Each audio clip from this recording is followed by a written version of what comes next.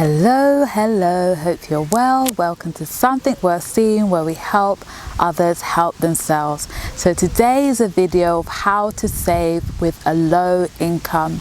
So currently I am out of work, because of the coronavirus, and not because I wasn't a key worker. So I was a key worker. I was working in a nursing home, working with old people, but sadly, as people passed away, they didn't really need any more staff. So the flexi staff, agency staff, bank staff, all got cut off. So my last day was on the 10th of May, and so I'm in a process where I'm thinking, wow, it's such a good thing that when I started working, so I started working in February, but I think I probably started saving in April. I've been able to save 3 months of rent, which is such a good thing, so being able to pay my rent. And I thought to myself, what is good ways to save through having a low income? Because I was literally working 2 days a week, mostly 2 days a week, and I found that even in working in a low paid job, I've been able to save. So I thought to share with you some tips that helped me along the way, and hopefully you can also think that even though you may have a low income, you still have the ability to save. And I've just been amazed that if you look at how much I earn, you can think, wow, how can she save so much? But I'm just thankful because it's discipline as well, and it's just cultivating the habit, wanting to save and actually taking time to do it. So I'm hoping that you can hear me, because the wind is quite strong here.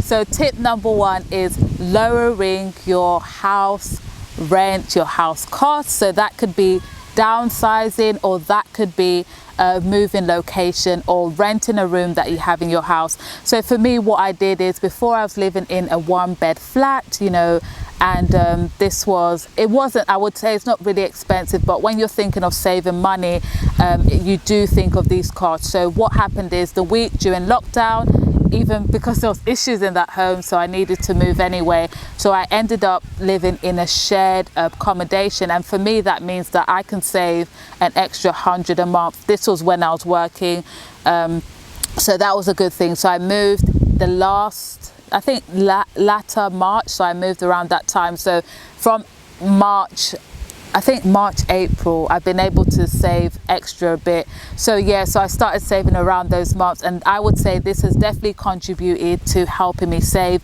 is lowering my house costs. So the next one is budgeting. So as a believer, as a Christian, my first thing to pay is tithe, and that is 10% of my salary, and then offering is 5% minimum for me personally. Sometimes it's higher.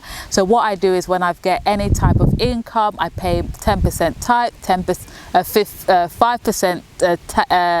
5% minimum tithe, and then I pay my rent, and then from then I start to budget. So depending on what season I'm in, so right now, as I'm in a season of looking for employment, because I'm studying and working, I really have to think about and be mindful of what I spend on. So these months I'm being more stricter on what I spend myself on. Yes, the other day I had to buy like a tripod thing, because having interviews online, I want things to look much better and stuff, so I got something for my tripod. So I would say that was an essential thing that I had to get. But other than that, for me right now, essential is food. And because I'm someone that tends to bulk buy anyways on like staples, like things like beans and things, so all I do every week is buy like fresh fruits and vegetables. I don't need to be buying right now any beans or any like flour or anything like that until all of it is gone. So that is something I do, spending, being mindful of what I spend, and giving a budget of things, so like food, travel, and if it means me walking to work, hopefully that's something I'm gonna do, because the one place I'm looking at is just literally so close to me, so I'll be able to walk. Second one is staying out of debt. You can be on a low salary and think, well, it's time for me to be in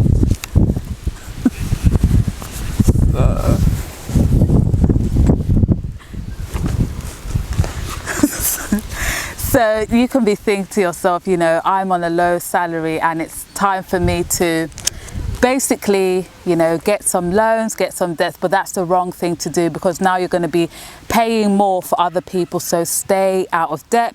Another tip is be mindful of your food spending. So some of us, you know, we love our takeaways, we love to buy cheeky takeaways, so cut that out completely. Make food from home and be mindful of your spending. Some of us, you know, this might be a time where you cut out organic food and you just buy normal food. So it can be, depending on who you are, some people spend so much on organic fresh produce. It might be just a time to just get normal fruits and vegetables and just hope, you know, for the best, that it's still nutritious, it's still going to do your body good. Because there's a time where I personally believe that if we want to save more, we really have to go the extra mile to do that. So be mindful of what you spend, you know, find a budget that is great for you. If it's that £10 a week, if it's £20 a week, try and make a budget, especially for your food, because I think after housing we spend a lot of money on food and things like that. So the second one is save. So as I mentioned before, I first, you know, have money for tithe and offering, pay my rent, and then I save to a different account. And what happens for me, makes it easier for me, is having more than one account. So this second account is literally, I just transfer it straight away, so I'm just not like looking at it and thinking the money is mine. So as soon as I do, I say, you know, this month, you know, based on what I want or whatever, I basically send it straight to the account. And that means I literally have to live off the money that is there. So let's just say I send £200 to that account and I only have £50 left. That literally £50 will have to last me that month until the next month. So that is something very helpful for me. Another tip is writing down all your income. So this is something I've been quite inconsistent with. So this is a sample. The first one you're going to see is from Kenya. When I was there, I wrote down what I spent, and this is a sample because I didn't want to show you what I spend on and my income and all of that. So this is a sample template of what I will use. You know, sometimes I write my income, I write how much tithe and offering I pay, I write how much I've spent. So literally, if I've bought a bus for £1, write that down. If I bought food, if I bought technology, everything I've written, I put that down. And another tip I would say is staying healthy. Yes, in the UK we do have the NHS, which is, you know, free healthcare to some extent. But I've realised when you're sick and when you're not in your right mind, we are not able to work to the best of our ability, and thus we are in some ways losing money. So a tip I would say is exercise, eat healthy, think positively, spend time in nature, and just keep healthy. Another tip I would say, and this one is a really helpful and useful one, but I'll also say be mindful, because there's many things that I've done. So I remember in secondary school, I'm not promoting this, I used to sell at school, sell things, sell food, and that also increased my income. In sixth form, I think I was like eBay savvy, like I was really on eBay, and then I got a job. I got my first job at like 16 or something. And I've always had something, you know, on the side and stuff, but here and there I was selling soap on my final year of university. But I think that took out more money out than in, like starting that. But I've kind of, you know, left that to a bit, you know, because it can be quite costly getting all those things. So when my mind is right, when I'm less occupied and busy, that may be something for me to start. But start with something small. It may be just selling your clothes on eBay, maybe, you know, starting something on Amazon, but just be quite mindful of what you want to start. It could even be, you know, if you have a talent, you know, sharing that with other people, starting a service, you know, making food, making, you know, cupcakes, whatever it is, having a side business. And that is, or even doing something like a passive income, like writing a book, then selling it on Amazon. That could be a great way for passive income. So yes, these are my tips for saving money with a low income. It's possible.